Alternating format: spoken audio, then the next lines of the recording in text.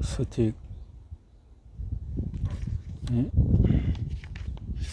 스토리는 뇌를 위한 시뮬레이션이다. 스토리는 시뮬레이션이 효과적인 이유는 뭘까? 우리는 어떤 사건이나 일의 순서를 상상할 때 물리적인 활동을 할 때와 똑같은 영역에서 자극을 받기 때문이다. 뇌 스캔 사진은 사람이 밝은 빛을 받다고 상상할 때 시각을 담당하는 뇌 영역에서 일련의 활동이 발생함을 입증한다. 정신적인 시뮬레이션은 우리의 머릿속에 한정되는 것이 아니다. B나 B로 시작되는 단어를 떠올리면 입술이 절로 움직이기 마련이고, 에펠탑의 모습을 상상하면 자신도 모르게 눈동자가 위쪽으로 움직인다. 정신적인 시뮬레이션은 심지어 신체 반응까지 일으킨다. 레몬 주스를 마시는 상상하면서 물을 들이키면 평소보다 침이 더 많이 분비된다. 더욱 놀라운 사실은 물을 마신다고 상상하며 레몬 주스를 마시면 침 분비량이 줄어든다는 점이다. 연상 시뮬레이션은 감정을 통제하도록 도와준다.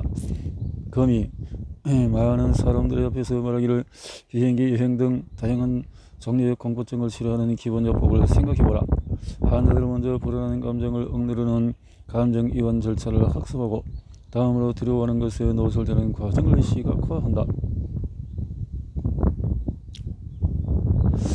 공포에 시각하는 공포의 가장자리에서부터 시작이 된다. 예를 들어서 비행기 타는 것을 두려워하는 사람은 제일 먼저 공항을 향해 운전하는 장면을 생각해본다. 불안감이 들 때 환자는 잠시 시각을 멈추고 마음을 안정. 이런 시각하는 사건 자체에 집중이 된다. 정신적인 시뮬레이션은 문제의 해결을 돕는다. 자, 가식, 음주 이런 문제에서도 가장 놀라운 사실은 연상 시뮬레이션의 기술을 다져줄 수도 있다. 3,000여 명 이상의 참가자들을 대상으로 한 35기 연구 결과 심리적인 연습만으로도 업무 성과를 놀라운 수준까지 향상시킬 수 있음이 입증이 되었다. 어찌 보면 당연하겠지만 이러한 정신적인 시뮬레이션은 육체적인 활동보다도 정신적인 활동에 더 효과적인 것이다. 여지는 단순하다. 연상 시뮬레이션은 실제로 행동하는 것만큼의 효과를 얻을 수는 없지만 그 다음으로 훌륭한 방법이다. 연상. 다시 스티커 메시지로 돌아와. 우리가 말하고자 하는 바는 간단하다. 적절한 스토리는 고 시뮬레이션 같은 효과를 낸다는 것이다. 스토리는 뇌를 위한 시뮬레이션이다. 간호사와 10년도 모니터 이야기를 듣는 것은 현장에서 직접 겪어보고 들은 것만큼 효과적이지는 않지만 그래도 최고의 차선책이다. 제락서 2053에러 스토리를 떠올려보자. 이 얘기를 듣는 쪽에 직원 훈련 메뉴에서 잘못된 에러 항목을 읽는 것보다 훨씬 효과적이다. 이유가 뭘까? 그것은 조종사들에게 지시 항목이 잔뜩 쓰인 카드를 던져주는 것보다 한문어 비행 시뮬레이션이 훨씬 나은 것과 마찬가지다. 우리가 현실에서 취해야 할 행동을 자극할수록 훈련은 더욱 효과적이다. 스토리가 강력한 카드를 거는 초상적인 개념에서 찾아볼 수 없는 맥락을 제공하기 때문이다. 메시지가 더 많은 갈고리를 부착시킬수록 더욱 잘 달라붙는다는 기억의 찍찍이 이론을 기억하는가? 이 053 스토리는 감정, 즉 문제의 원인을 찾는 데 실패하고 기계의 잘못된 에러 코드로 인해서 실수를 저질렀다는 좌절감으로 기반으로 한다. 또한 새로 설정한 XER 보드가 낯선 에러를 남기는 메시지라는 역사적인 배경을 구축한다. 그리고 마지막으로 이 스토리는 일종의 도덕적인 교훈을 들려준다. 에러 코드를 절대적으로 신뢰하지 마라. 이런 코드 회의주의는 수리공들이 미래의 직무에 응용할 수 있는 교훈이다.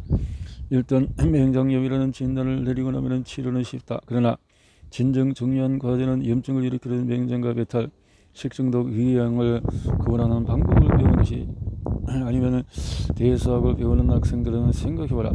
어떤 학생들은 복잡한 방정식을 풀 수는 있지만 그것과 똑같은 수학적인 원리를 단순한 언어로 제시하면 당황하여 아무것도 하지 못한다. 문제 X가 늘 문제 X의 형태를 띠는 것은 아니다. 이것이 바로 스토리의 역할이다. 지식을 보다 일상적이고 근원적인 존재 설계에 가까운 형태로 만들어 보여주는 것. 스토리는 시뮬레이터 소동적인 역할이 아니다. 우리는 그 안에 행동할 전제를 갖췄기 때문이다. 때때로 교사들은 학생들이 보이는 분노, 공격적인 태도, 적대적인 반응 등 불쾌한 상황에 적절히 대처해야 한다. 침착하라. 마음을 가라앉히고 호흡을 조절한다. 방어적으로 대응하지 않는다. 학생들을 무시하지 마라. 그들의 분노를 분산시키라. 논쟁을 회피하거나 굴복하지 마라.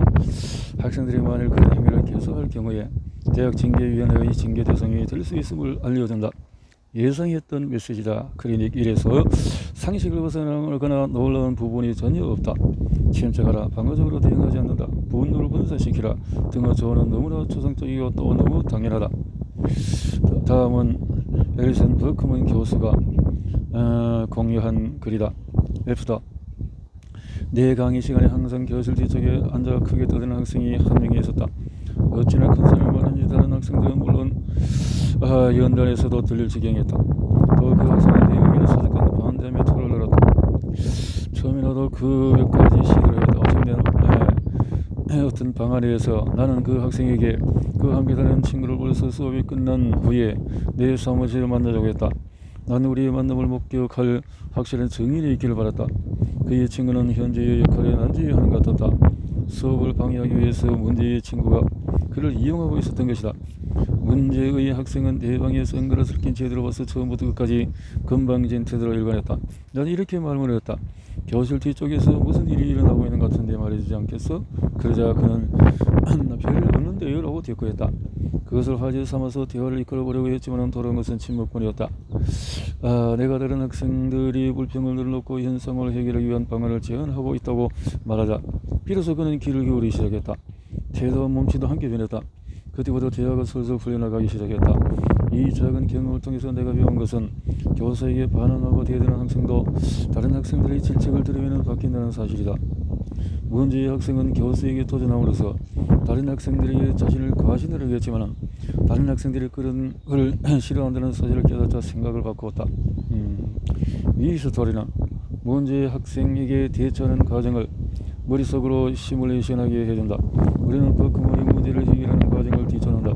이 스토리 속의 첫 번째 메시지에 강조하는 사항들이 모두 포함되어 있다. 버크먼은 학생의 분노를 분산시키려 했고 또한보다 사적인 장소에서 대화했으며 그동안 내내 침착하게 대응했다.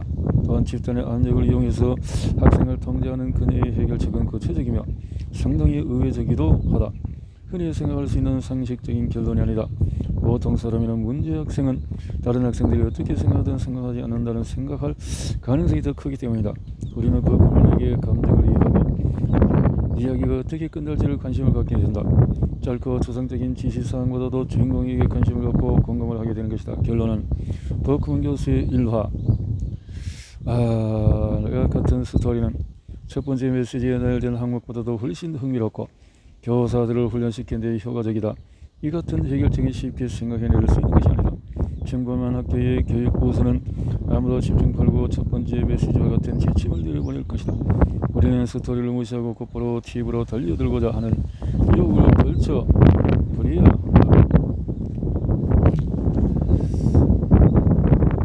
서브웨이 샌드위치에 엄청난 스토리가 걸러 들어오다.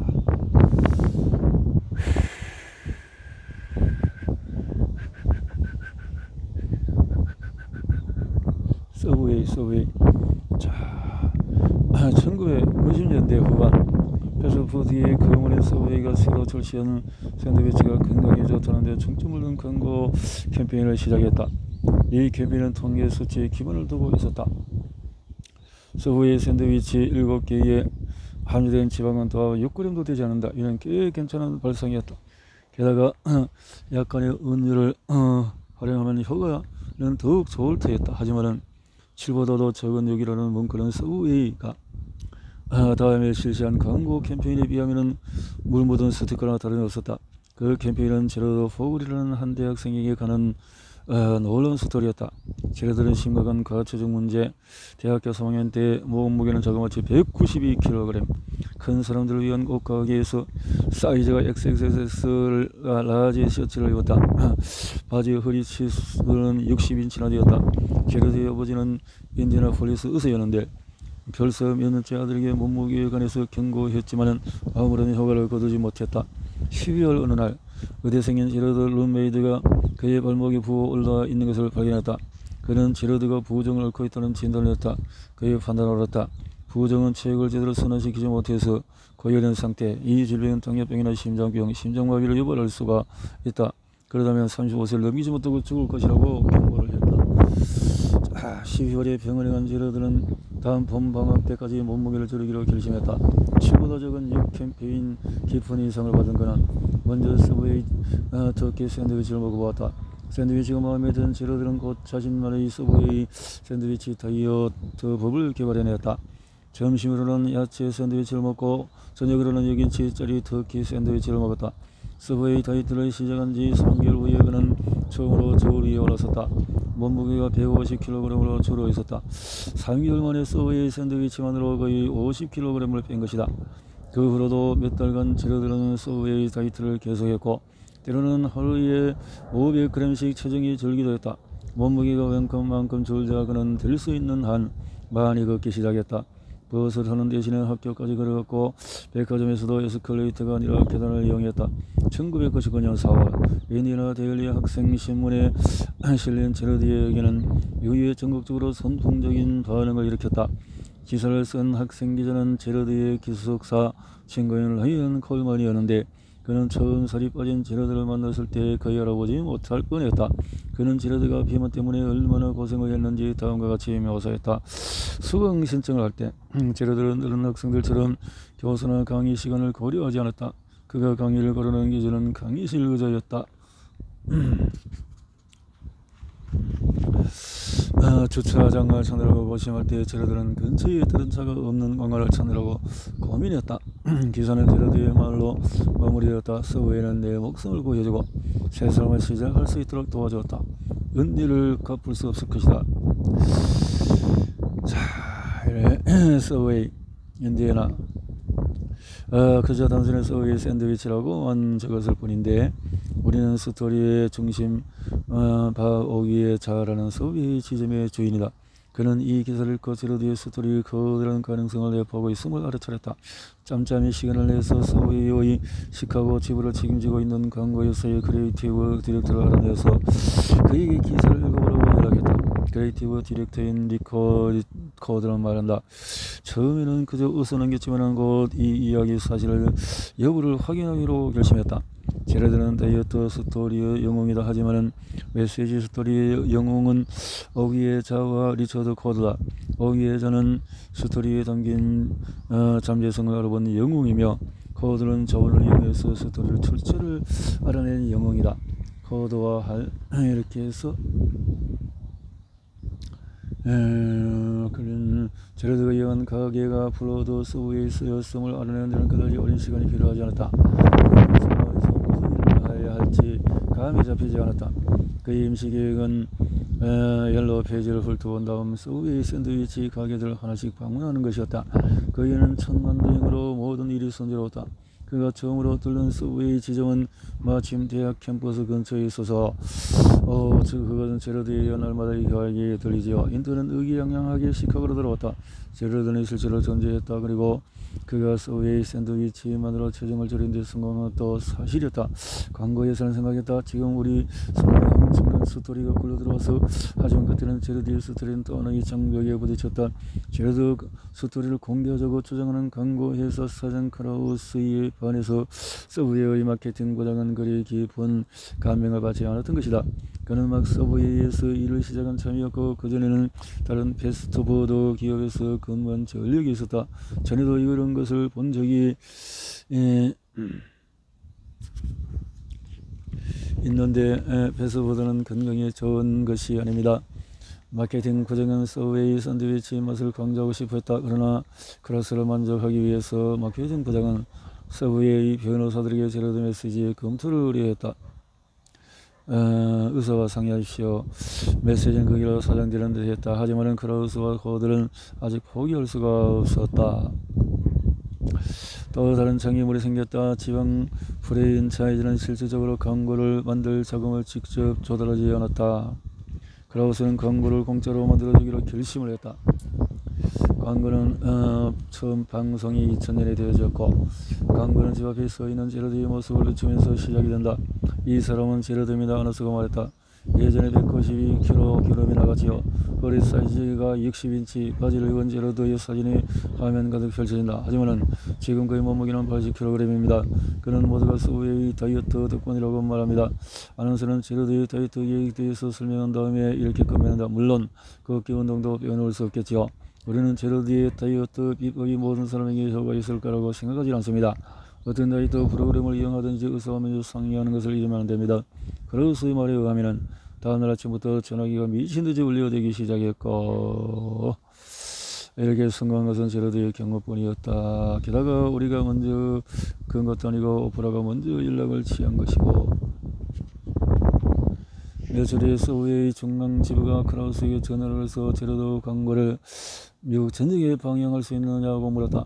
1999년에 서브웨이의 판매율은 저조했다. 그러나 2001년에는 판매량이 18%, 또 2001년에는 16% 뛰어올랐다. 제로드 스토리는 시뮬레이션 같은 가치를 지니고 있다. 당신의 서브웨이 다이어트를 하면은 어떻게 될지 상상을 하게 만들기 때문이다. 또 한편으로 그것은 비행 시뮬레이션이라기보다는 개인적인 잡담에 가깝다. 저 커다란 사내가 자기 발명하는 다이어트 방법으로 살을 100kg이나 뺐대. 와우, 5kg을 빼기도 위해서 한 번이라도 고역을 치러본 사람이라면 누구라도 제로드 스토리를 듣고 놀라게 마련이다.